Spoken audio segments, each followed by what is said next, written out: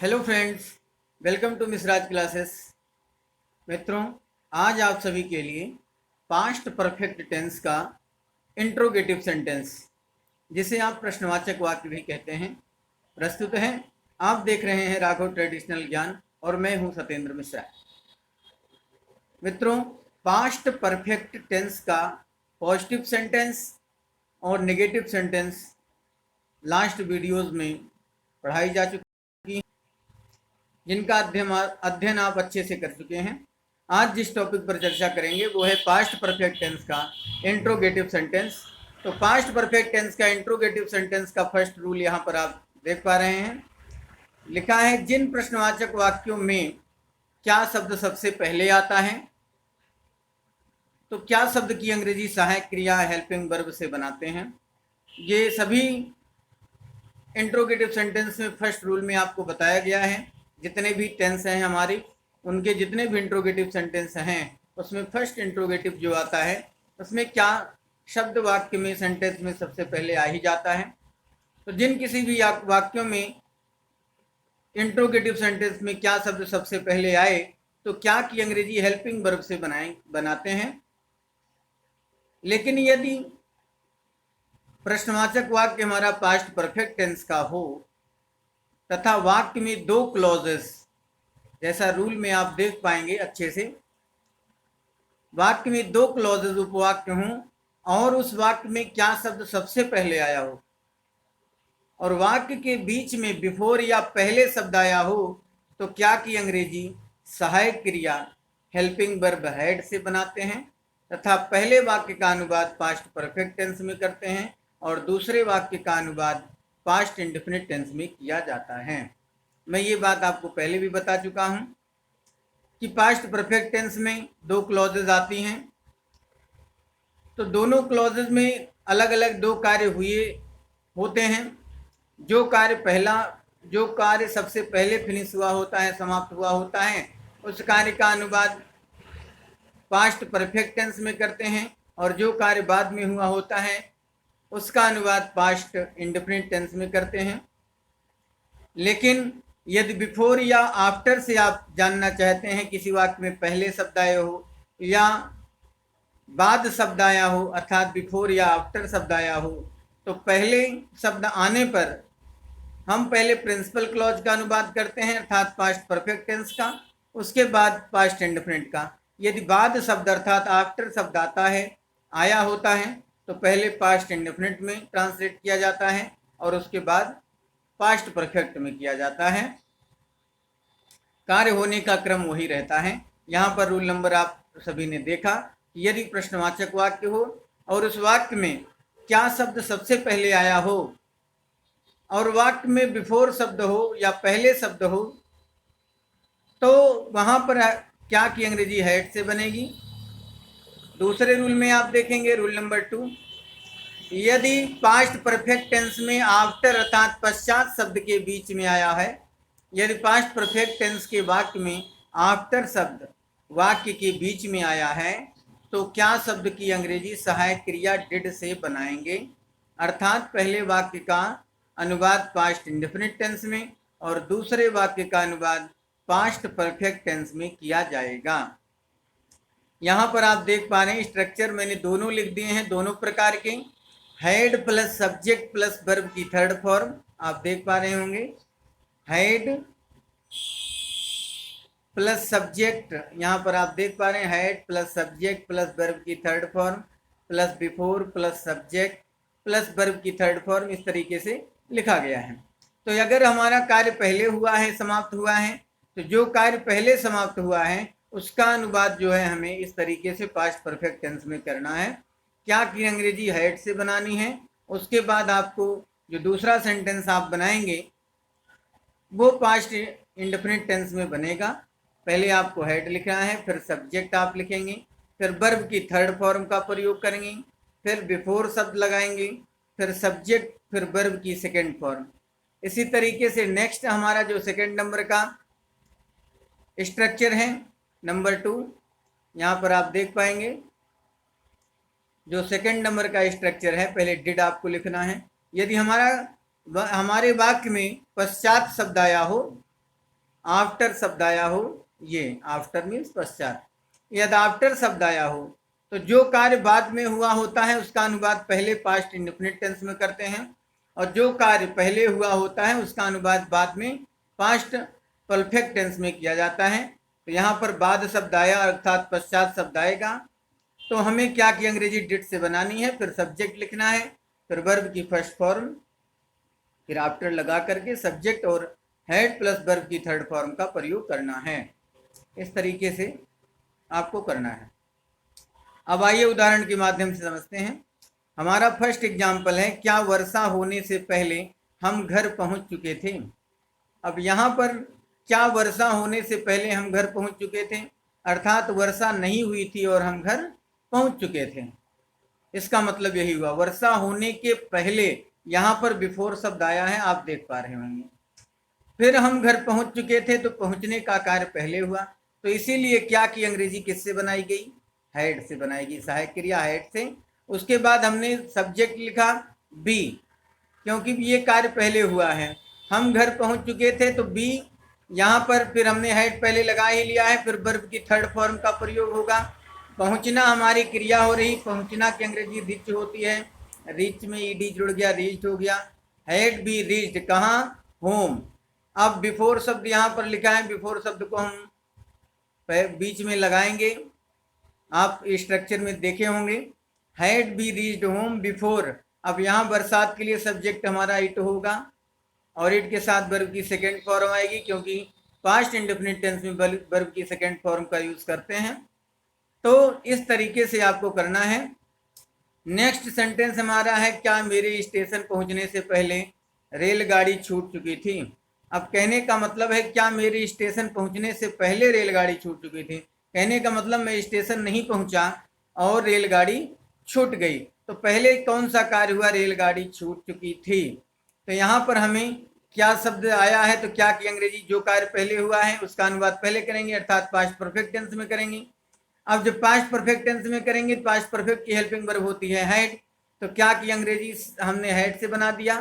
फिर हमने लिखा द ट्रेन, सब्जेक्ट, उसके बाद वर्ब की थर्ड फॉर्म छूटना, तो स्टार्टेड माने रवाना होना या छूटना, तो हैड द ट्रेन स्टार्टेड। अब यहाँ पर बिफोर शब्द आया है, तो पहले की अंग्रेजी बिफोर होती है, हमने बीच में बिफोर लगा दिया। फिर मेरे स्टेशन पहुंचने, तो आई मीन्स मेरी, सब्जेक्ट बनाएंगे इसको। फिर स्टेशन तो पहुंचने, तो रिच माने पहुंचना, रिच की सेकेंड रीच्ड होगी, तो आई रीच्ड द स्टेशन। इस तरीके से करेंगे, और इस तरीके से आप देख सकते हैं, पीछे स्ट्रक्चर में भी मैंने आपको समझा दिया था। तीसरा सेंटेंस है हमारा, क्या सूर्य छिपने से पहले तुमने अपना कार्य समाप्त कर लिया था। अब बिफोर शब्द आएगा, तो आप ध्यान रखना कि जो कार्य पहले हुआ होगा उसका अनुवाद आपको पास्ट परफेक्ट टेंस में करना है, फिर पास्ट इंडेफिनिट टेंस में। तो क्या सूर्य छिपने से पहले तुमने अपना कार्य समाप्त कर लिया था, तो अर्थात सूर्य छिपा नहीं था, उसके पहले कार्य समाप्त हो गया था, तो सबसे फर्स्ट में यही कार्य हुआ। तो जो कार्य पहले हुआ, मैं बार बार बता रहा हूँ, उसका अनुवाद आपको पास्ट परफेक्ट टेंस में करना है। तो यहाँ पर क्या की अंग्रेजी किससे बनेगी, हैड से बनेगी, देख पा रहे होंगे, हैड। अब यहाँ पर आपका सब्जेक्ट क्या है, तुमने, तुमने तो यू लिख दिया गया, हैड यू। अब आपको समाप्त करना, ये हमारी क्रिया हो रही है, तो फिनिश माने समाप्त करना, फिनिश की थर्ड फॉर्म लिख दी गई फिनिश्ड। क्या फिनिश्ड, अपना कार्य, तो यू के साथ करता हमारा यू है सब्जेक्ट, यू के साथ अपना अपनी अंग्रेजी योर लगाई गई। फिर योर के बाद आप क्या कार्य, कार्य की अंग्रेजी क्या होगी, वर्क, तो had you finished your work. अब ये जो पहले शब्द आया है इसको बीच में यहाँ पर हमने लगा दिया बिफोर। सूर्य छिपने, बचा क्या, सूर्य छिपने, तो द सन मीन्स सूर्य, और सेट माने छिपना, यहाँ पर सेट वर्ब की सेकेंड फॉर्म, ये तीनों एक ही समान होती हैं। नेक्स्ट हमारा है 4 नंबर का, क्या डॉक्टर के जाने के बाद रोगी मर गया था। तो यहाँ पर डॉक्टर, अब ये सेंटेंस बदल गया, यहाँ पर आफ्टर शब्द आ गया, आफ्टर मीन्स बाद। या अब इसमें आपको क्या करना है, जो कार्य बाद में हुआ होगा उसका ट्रांसलेट पहले करना है।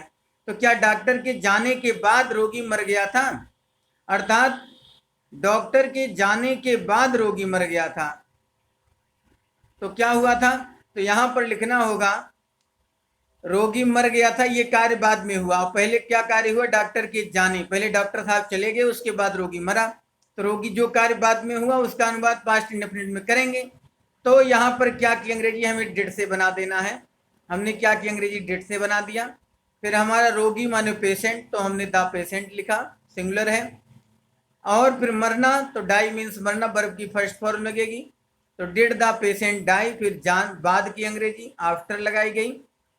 डॉक्टर के जाने, तो द डॉक्टर मीन्स सब्जेक्ट हो गए हमारे डॉक्टर साहब, द डॉक्टर, और इसका अनुवाद पास्ट परफेक्ट में करना ही है।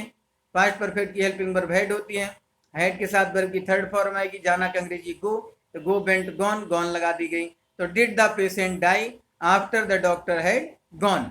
इस तरीके से आपको करना है। नेक्स्ट हमारा है सेंटेंस नंबर 5।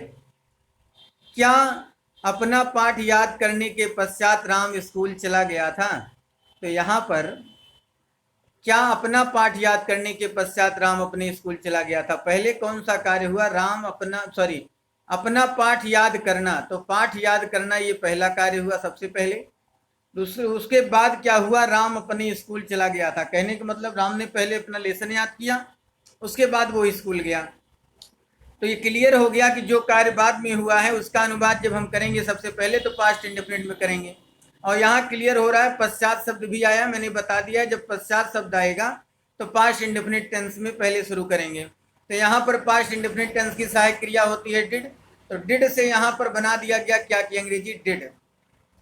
सब्जेक्ट है हमारा राम, क्योंकि ये कार्य बाद में हुआ है, तो डिड राम। अब क्या हुआ? गो फर्स्ट फॉर्म आएगी, चला गया था तो गो, डिड राम गो कहाँ? अपने स्कूल। तो यहाँ पर राम के साथ अपना अपनी अंग्रेजी यहाँ पर हमें लगाना था हिज स्कूल, तो did Ram go to his school, यहाँ पर हिज शब्द आएगा, आप लगा लीजिएगा।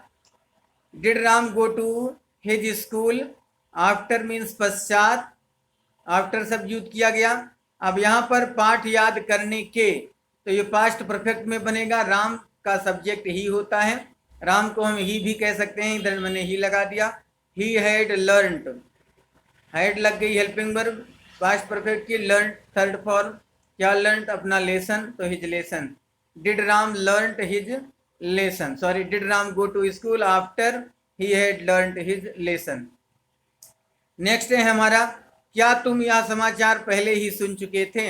अब इसमें केवल सिंगल वर्क हो रहा है, इसमें जो है केवल एक सेंटेंस है, एक ही क्लॉज है, क्या तुम समाचार पहले ही सुन चुके थे। तो यहाँ पर जब सिंगल है तो ये पास्ट परफेक्ट टेंस में ही इसका ट्रांसलेट किया जाएगा, क्योंकि यहाँ इसमें एक ही क्लॉज है।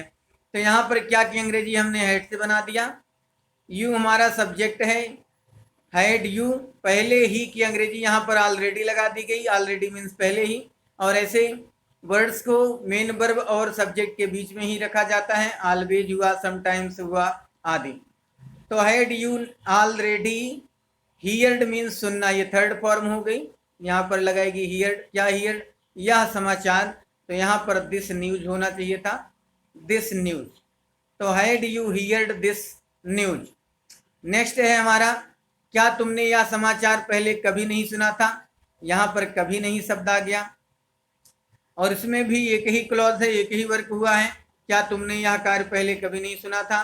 तो यहाँ पर आपको क्या देखना है, क्या की अंग्रेजी हमने हैड से बना दी है, पास्ट इंडेफिनिट में ही बनेगा। जब किसी सेंटेंस में दो कार्य दिए गए हों तो वहाँ पर जो है आपको स्ट्रक्चर की यूज करने हैं, वो जो पास्ट इंडेफिनिट का और पास्ट परफेक्ट का।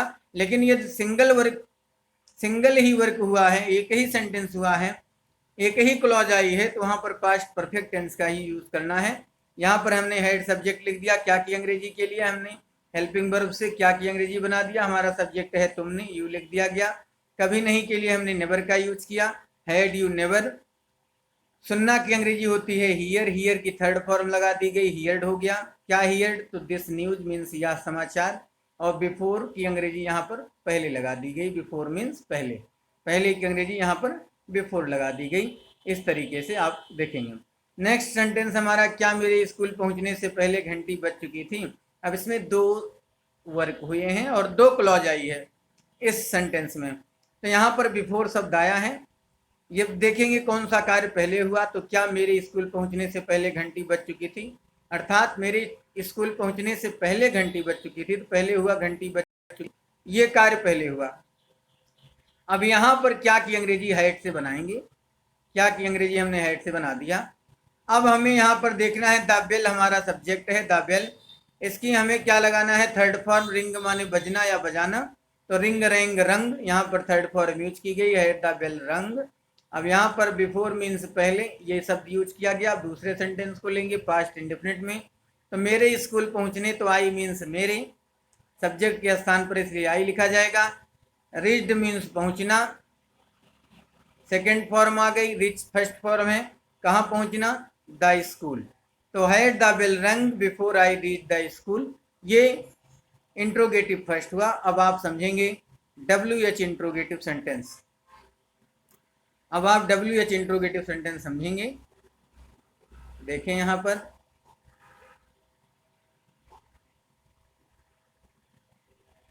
WH interrogative. अब यहां पर लिखा गया है WH इंट्रोगेटिव सेंटेंस प्रश्नवाचक वाक्य में। यदि प्रश्नवाचक वाक्य में कब, कहां, कैसे, क्यों, क्या, कब, कहां, कैसे, क्यों, क्या शब्द वाक्य के बीच में आए हों, तो सर्वप्रथम इन शब्दों की खुद की अंग्रेजी लिखते हैं। जैसे व्हेन मीन्स कब, वेयर मीन्स कहाँ, व्हेन मीन्स कब, वेयर मीन्स कहाँ, हाउ मीन्स कैसे, व्हाई मीन्स क्यों, और व्हाट मीन्स क्या। इन शब्दों की अंग्रेजी पहले लिखेंगे।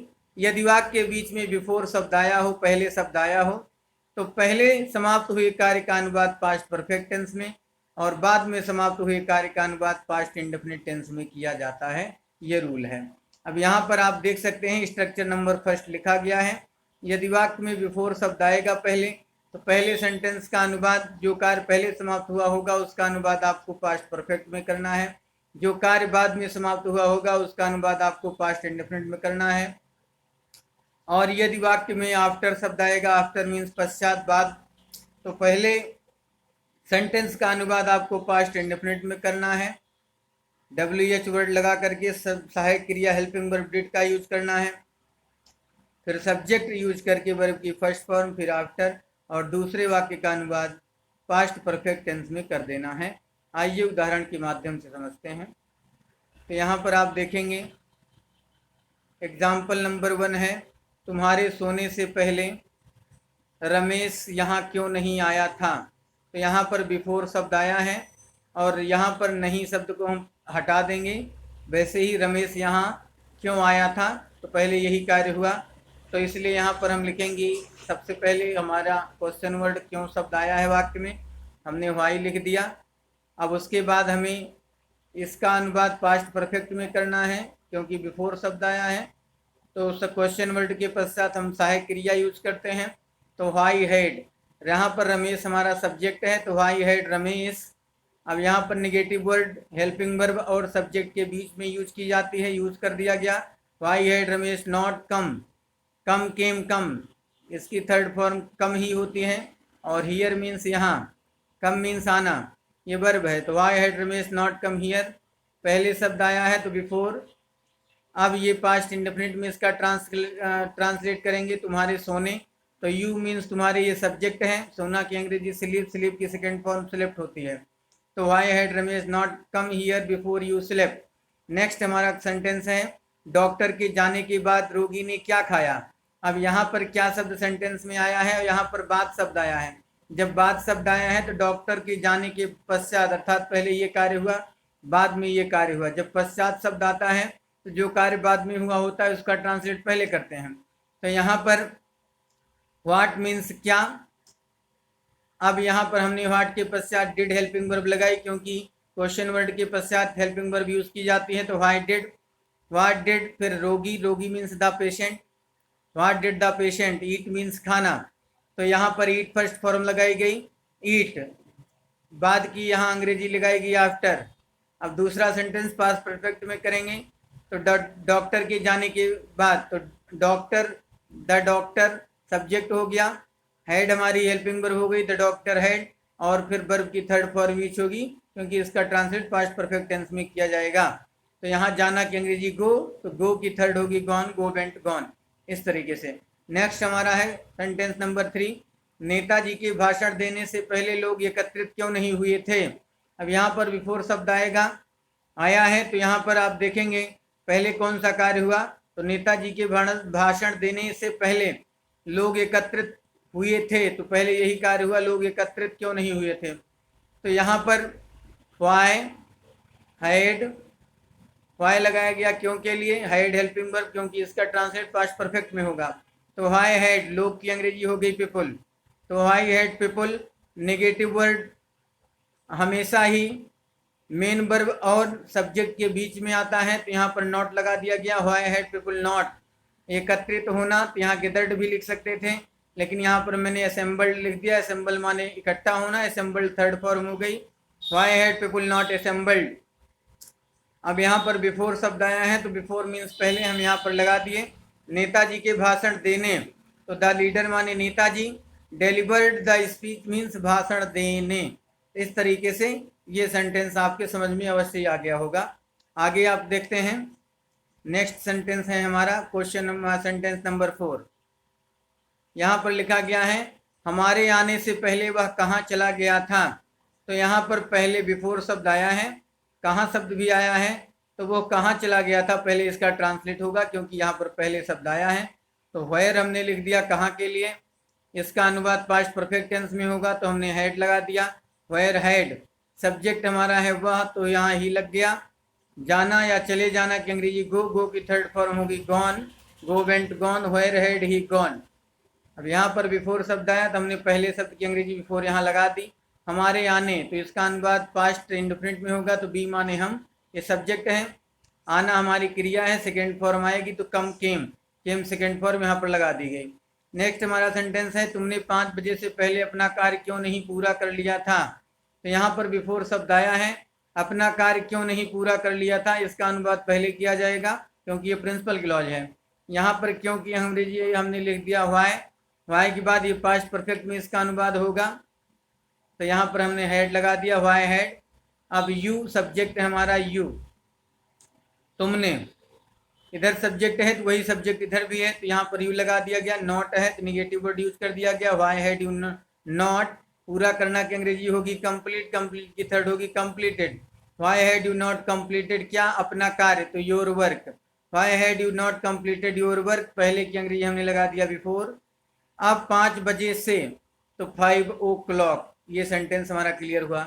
नेक्स्ट हमारा सेंटेंस है हमारे चले जाने के बाद तुमने यह कार्य क्यों नहीं किया था। तो यहाँ पर तुमने यह कार्य क्यों नहीं किया था, क्योंकि यहाँ पर बाद शब्द आया है, और पहले कौन सा कार्य हुआ, हमारे चले जाने के बाद। तो जो कार्य बाद में हुआ है हमारे चले जाने के बाद, तो ये कार्य पहले हुआ, ये कार्य बाद में हुआ, तो जो कार्य बाद में हुआ उसका ट्रांसलेट पहले करेंगे। यहाँ पर क्यों शब्द आया है, तो वाई। अब इसका जो कार्य बाद में हुआ होता है उसका ट्रांसलेट पास्ट इंडेफिनिट में किया जाता है, मैं कई बार बता दिया मैंने। तो वाई डिड हेल्पिंग वर्ब लगाई गई, तुमने है तो यू लगा दिया गया सब्जेक्ट, नेगेटिव वर्ड है तो नॉट यूज किया गया। वाई डिड यू नॉट, अब करना की अंग्रेजी डू, क्या करना, यह कार्य, तो डू दिस वर्क, यहाँ पर फर्स्ट फॉर्म आई है क्योंकि ये पास्ट इंडेफिनिट है। Why did you not do this work, यहाँ पर आफ्टर शब्द की अंग्रेजी, बाद शब्द की अंग्रेजी आफ्टर लगा दी गई। सब्जेक्ट है हमारा हमारे चले जाने, तो हमारे की अंग्रेजी यहाँ पर सब्जेक्ट के स्थान पर बी आई, बी के साथ हैड हेल्पिंग वर्ब यूज की गई, और वर्ब की थर्ड फॉर्म यूज की गई गॉन। नेक्स्ट हमारा सेंटेंस है शिक्षक के स्कूल पहुंचने के बाद चपरासी ने घंटी क्यों बजाई थी, क्यों नहीं बजाई थी। तो यहाँ पर शिक्षक के स्कूल पहुंचने के बाद, बाद शब्द आया है, जैसे ऊपर का हुआ वैसे इसका होगा। चपरासी ने घंटी क्यों नहीं बजाई थी, इसका अनुवाद पास्ट इंडेफिनिट टेंस में होगा, तो क्यों की अंग्रेजी यहाँ पर वाई लिख दी गई, हेल्पिंग वर्ब डिड लगाया गया, और चपरासी यहाँ पर हमारा सब्जेक्ट है तो द प्यून लिख दिया गया। वाई है, why did peon, negative word है not, why did peon not. Ring माने बजाना, रिंग की फर्स्ट फॉर्म यहाँ लगाई गई। Why did peon not ring, क्या ring, the bell, bell means घंटी। अब यहाँ बाद शब्द आया है पश्चात, तो हमने लिख दिया after. Why did the peon not ring the bell after. Next हमारा बनेगा पास्ट परफेक्ट टेंस में, शिक्षक के स्कूल पहुंचने, तो द टीचर हो गया सब्जेक्ट, पास्ट परफेक्ट में बनेगा, हेल्पिंग वर्ब लगा दी गई है, और फिर वर्ब की थर्ड फॉर्म गॉन लगा दी गई। नेक्स्ट हमारा सेंटेंस है बारिश होने के पश्चात मछुआरे नदी पर क्यों पहुंच चुके थे। तो यहाँ पर बारिश होने के पश्चात, पश्चात शब्द आया है, मछुआरे नदी पर क्यों पहुंच चुके थे। यहाँ पर सबसे पहले बाद में होने वाले कार्य को लिखेंगे पास्ट इंडेफिनिट टेंस में, तो व्हाई लिखी गई सबसे पहले, पास्ट इंडेफिनिट की हेल्पिंग वर्ब डिड है, तो व्हाई डिड। अब यहाँ पर सब्जेक्ट हमारा है मछुआरे, तो why did fisherman reach, first form आई पहुंचना की अंग्रेजी, व्हाई डिड फिशरमैन रिच, कहाँ, नदी पर, the river.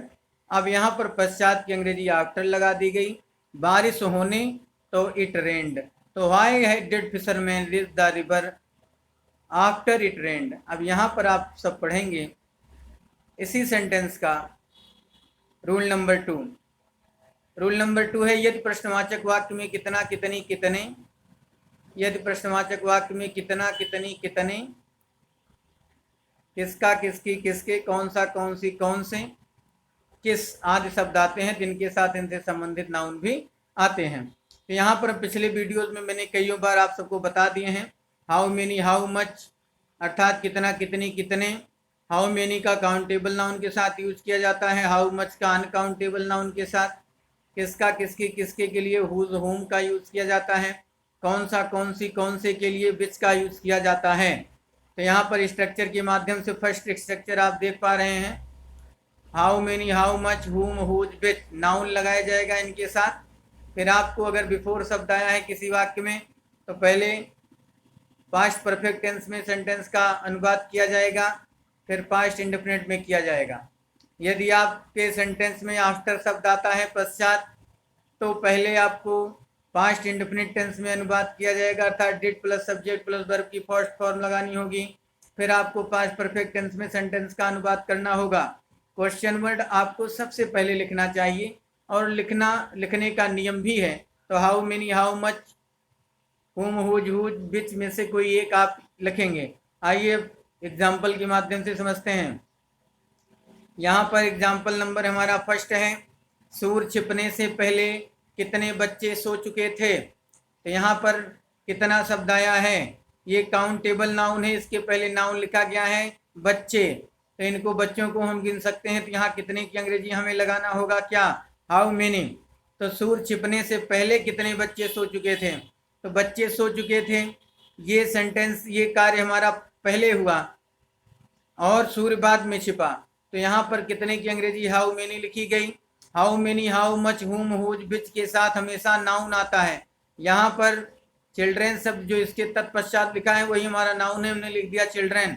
How many children ये काउंटेबल नाउन है। अब यहाँ पर इसका अनुवाद पास्ट परफेक्ट में होगा तो हेल्पिंग वर्ब हैड है, इसमें सब्जेक्ट नहीं दिया गया। How many children had slept, sleep माने सोना, स्लीप की थर्ड हो जाएगी slept. How many children had slept, before लगाया गया है, बिफोर माने पहले, पहले आता है तो इस तरीके से ट्रांसलेट किया जाता है, बिफोर यहाँ पर यूज कर दिया गया। अब दूसरे सेंटेंस का अनुवाद हम पास्ट इंडेफिनिट में करेंगे, तो सूर्य छिपने, द सन, और छिपना की अंग्रेजी सेट, फर्स्ट फॉर्म ही यूज की जाएगी, सेकेंड फॉर्म। तो यहाँ पर सेट की फर्स्ट फॉर्म, सेकेंड, थर्ड एक ही होती है, इसलिए इस तरीके से सनसेट लिख दिया गया। नेक्स्ट हमारा है, हमारे आने से पहले लड़की कौन सा गाना गा चुकी थी। तो यहाँ पर लिखा गया हमारे आने से पहले लड़की कौन सा गाना गा चुकी, तो पहले शब्द आया बिफोर, तो यहाँ पर कौन सा गाना गा चुकी थी लड़की, ये कार्य पहले हुआ, और हमारे आने से पहले अर्थात हम आ नहीं पाए थे उसके पहले गाना गा चुकी थी। तो यहाँ पर लिखा जाएगा कौन सा की अंग्रेजी विच, नाउन है हमारा सॉन्ग, तो सॉन्ग मीन्स गाना, विच सॉन्ग, हैड वर्ब की थर्ड फॉर्म लगाई जाएगी, लड़की दैट गर्ल, संग ये वर्ब की थर्ड फॉर्म, और पहले की अंग्रेजी बिफोर, हमारे आने से तो बीकेम। नेक्स्ट हमारा सेंटेंस है, सूर्य निकलने से पहले वह किसके साथ गांव जा चुका था। तो यहाँ पर सूर्य निकलने से पहले वह किसके साथ गांव जा चुका था, तो यहाँ बिफोर शब्द आया, और यहाँ पर किसके साथ, तो यहाँ आप ध्यान से देख पा रहे होंगे किसके और साथ, तो यहाँ साथ ये प्रीपोजिशन है, नाउन तो आता है, प्रीपोजिशन भी आ जाता है। जब प्रीपोजिशन आ जाता है तो उसको बाहर निकाल लेते हैं, सेंटेंस में सबसे पहले लिखा जाता है विद। विद मैंने बाहर निकाल लिया, किसके की अंग्रेजी के लिए यहाँ पर मैंने होम शब्द का यूज किया, विद होम, और इसका ट्रांसलेट इस क्लॉज का पास्ट परफेक्ट में किया जाएगा विद होम, क्योंकि यहाँ पर बिफोर शब्द आया है और ये कार्य पहले हुआ भी है। तो with home had he gone, verb की थर्ड फॉर्म आई, टू विलेज, कहाँ चला गया, गांव, वह किसके साथ गांव जा चुका था, with home had he gone to village. Before के लिए, पहले के लिए बिफोर आया, और द सूर द सन, सूर्य निकलने अर्थात द सन निकलना का अंग्रेजी राइज, राइज की सेकंड फॉर्म होगी रोज। इस तरीके से आप सेंटेंस को सॉल्व करेंगे। नेक्स्ट हमारा सेंटेंस है सेंटेंस नंबर 4। शिक्षक के कक्षा से बाहर जाने के पश्चात हेमा ने किसकी पुस्तक चुराई थी? तो यहाँ पर शिक्षक के बाहर जाने के पश्चात, यहाँ पर पश्चात शब्द आया है। हेमा ने किसकी पुस्तक चुराई थी? तो पहले कौन सा कार्य हुआ? पहले शिक्षक बाहर चले गए, तब हेमा ने पुस्तक चुराई, ये कार्य बाद में हुआ। तो इसका अनुवाद हमें पास्ट इंडेफिनिट में करना है। किसकी की अंग्रेजी हमने हुज लिख दिया। पुस्तक यहाँ पर नाउन है और किसकी किसका कौन सी के साथ नाउन आता भी है। तो हुज मीन्स किसकी और बुक मीन्स बुक, किताब पुस्तक, ये नाउन है तो हुज बुक। अब यहाँ पर इसका अनुवाद हमें पास्ट इंडेफिनिट में करना है, तो हेल्पिंग वर्ब हमने डिड यूज किया। हुज बुक डिड, सब्जेक्ट हमारी है हेमा, तो हुज बुक डिड हेमा चुराना की अंग्रेजी होगी steal, first form steal, second होगी स्टोल, थर्ड होगी stolen. Whose book did Hema steal, अब पश्चात शब्द की अंग्रेजी लिखी जाएगी। अब इधर का सेंटेंस का ट्रांसलेट करेंगे। शिक्षक की कक्षा से बाहर, तो द टीचर हैड वर्ब, क्योंकि इसका ट्रांसलेट पास्ट परफेक्ट में होगा, तो द टीचर हैड वर्ब की थर्ड फॉर्म आएगी। जाना की अंग्रेजी गो, गो वेंट गॉन, थर्ड हो गई गॉन। तो the teacher had gone out of the class, out माने बाहर, ऑफ द क्लास मीन्स कक्षा के। नेक्स्ट हमारा सेंटेंस है बारिश होने से पहले कितने विद्यार्थी स्कूल पहुंच गए थे? तो बारिश होने से पहले कितने विद्यार्थी स्कूल पहुंच चुके थे, यहाँ पर बिफोर शब्द आ गया। तो कितने विद्यार्थी स्कूल पहुंच चुके थे, ये कार्य पहले हुआ। तो विद्यार्थियों को हम गिन सकते हैं, इसलिए यहाँ पर हमने हाउ मच लिखा, सॉरी हाउ मेनी लिखा। हाउ मेनी स्टूडेंट्स, ये नाउन हो गया स्टूडेंट, हाउ मेनी मीन्स कितने।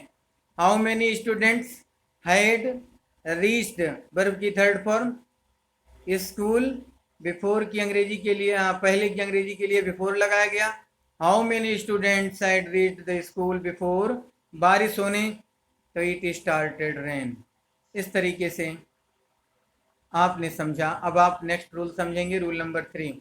यदि प्रश्नवाचक वाक्य में, मैं पढ़ रहा हूँ रूल नंबर 3, यदि प्रश्नवाचक वाक्य में कौन ही कर्ता का कार्य कर रहा हो, यहाँ पर कर्ता सब थोड़ा सा मिस्टेक हुआ है।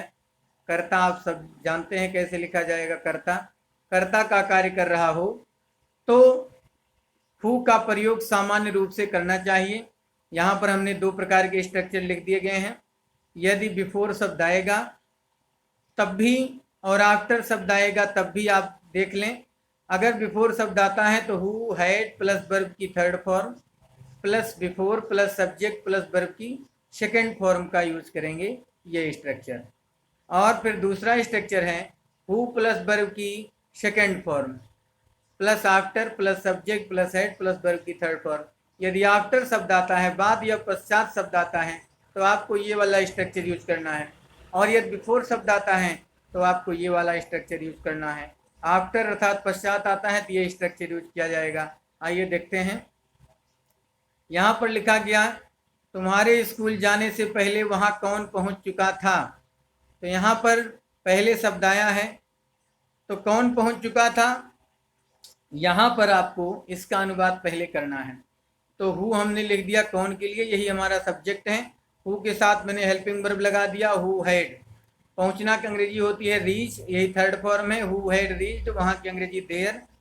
अब यहाँ बिफोर शब्द आए, बिफोर माने पहले, पहले की अंग्रेजी यहाँ बिफोर लग गई। दूसरा सेंटेंस हमारा तुम्हारे स्कूल जाने से, तो यू वेंट टू स्कूल, क्योंकि यहाँ पर सेकेंड फॉर्म यूज की जाएगी, पास्ट इंडेफिनिट में इसका ट्रांसलेट हुआ you went to school. Next है मीरा के घर लौटने के पश्चात किसने उसे पीटा था। अब यहाँ पर पश्चात शब्द आया है और किसने उसे पीटा था, और मीरा के लौटने के पश्चात, तो अर्थात मीरा पहले लौट आई, जो कार्य बाद में हुआ उसका ट्रांसलेट इस तरीके से होगा। यहाँ पर सेकेंड नंबर का स्ट्रक्चर यूज किया गया है, who beat Meera, who beat Meera. यहाँ पर वर्ब की सेकेंड फॉर्म यूज की गई, हु बीट मीरा, मीरा को किसने पीटा, आफ्टर मीन्स पश्चात। मीरा के लिए यहाँ पर सी यूज किया गया, इसका ट्रांसलेट पास्ट परफेक्ट में हुआ, she had returned home, return means लौटना और होम माने घर। और मीरा को हमने सब्जेक्ट पहले लिख दिया था यहाँ पर, इसलिए यहाँ पर हमने सी यूज किया। नेक्स्ट सेंटेंस हमारा है शिक्षक की अंग्रेजी पढ़ाने के पश्चात किसने प्रश्न पूछा था। तो यहाँ पर किसने शब्द आया है, किसने शब्द आने के पश्चात तो यहाँ पर किसने की अंग्रेजी हमने लिख दिया क्या, हु, और पूछना की अंग्रेजी लिख दिया आस्क, क्योंकि वर्ब की सेकेंड फॉर्म आएगी। पास्ट इंडेफिनिट टेंस में आपने सीखा होगा कि हु के साथ वर्ब की सेकेंड फॉर्म का यूज किया जाता है यदि सेंटेंस निगेटिव नहीं है तो। वहाँ यहाँ पर भी वही रूल फॉलो किया जाएगा, इसलिए यहाँ पर हु के साथ वर्ब की second form I, helping verb नहीं आई। तो हु आस्क्ड क्वेश्चन, किसने प्रश्न पूछा, who asked question, after means पश्चात, शिक्षक के अंग्रेजी पढ़ाने, इसका अनुवाद पास्ट परफेक्ट में होगा। तो the teacher head past perfect की हेल्पिंग वर्ब है, लगा दी गई वर्ब की थर्ड फॉर्म, टीच मीन्स पढ़ाना, टीच टॉट टॉट। तो who asked the question after the teacher had taught English. Next हमारा क्वेश्चन है, नेक्स्ट हमारा सेंटेंस है, उसके जाने से पहले भगवान से प्रार्थना किसने की थी। तो यहाँ पर उसके जाने से पहले भगवान से प्रार्थना किसने की थी, तो यहाँ पर पहले शब्द आया है, तो ये कार्य पहले हुआ, उसके जाने से पहले, अर्थात वो गया नहीं था, भगवान की प्रार्थना की जा चुकी थी। तो यहाँ पर सबसे पहले किसने की अंग्रेजी लिखी गई हु, इसका अनुवाद पास्ट परफेक्ट टेंस में किया जाएगा यहाँ से यहाँ तक। हु के साथ helping verb had, who had, verb की थर्ड फॉर्म प्रे माने प्रार्थना करना, प्रेड हो गई, prayed third form. Who had prayed to God माने ईश्वर से, भगवान से। यहाँ पर पहले शब्द आया, पहले के लिए बिफोर यूज किया गया, उसके जाने के, तो यहाँ पर ही लगा, और ही फिर वर्ब की सेकेंड फॉर्म, क्योंकि इसका अनुवाद पास्ट इंडेफिनिट में हुआ। जाना की अंग्रेजी होती है गो, गो की सेकेंड फॉर्म वेंट होती है। तो who had prayed to God before he went. Next sentence हमारा है, तुमसे पहले वहाँ कौन पहुँच चुका था। तो यहाँ पर तुमसे पहले वहाँ कौन पहुँच चुका था, तो यहाँ पर कौन पहुँच चुका था आपसे पहले, तो बिफोर शब्द आया है, सबसे पहले यहाँ पर कौन पहुँच चुका था इसका ट्रांसलेट किया गया, क्योंकि ये कार्य पहले हुआ है तो यही पहले पहुँचा है। तो यहाँ पर हु लगा कौन की अंग्रेजी के लिए, पास्ट परफेक्ट टेंस में इसका ट्रांसलेट करेंगे, हेल्पिंग वर्ब हैड लगाई गई। हु हैड पहुँचना की अंग्रेजी होती है रिच, रिच की थर्ड फॉर्म रीच्ड हो गई। हु हैड रीच्ड वहाँ की अंग्रेजी there, who had reached there, before माने पहले, Who had reached there before, तुमसे मतलब you, तो who had reached there before you। इस तरीके से आज के वीडियो में बस इतना ही। पास्ट परफेक्ट टेंस के इंट्रोगेटिव फर्स्ट और WH इंट्रोगेटिव के सभी रूल यहाँ पर इंक्लूड किए गए। आशा है, आई होप कि आप सभी को ये अच्छे ढंग से समझ में आया होगा। आप इसे ढंग से समझने का प्रयत्न करेंगे तो अवश्य इससे आपको लाभ मिलेगा।